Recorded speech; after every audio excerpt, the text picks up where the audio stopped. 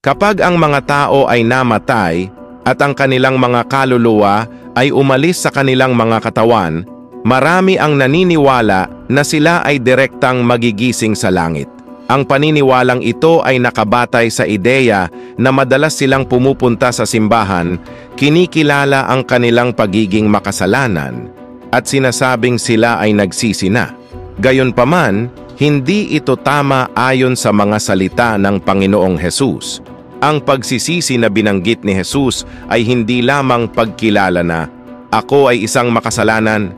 Ang pagsisisi ay nangangahulugang pagbabago ng makasalanang paraan ng pamumuhay at pagsunod sa mga turo ni Hesus.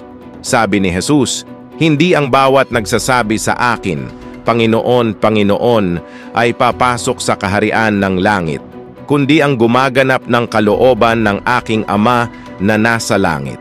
Kung sinasabi nating nagsisi na tayo, ngunit patuloy na nabubuhay sa kasalanan, hindi ba kasinungalingan iyon?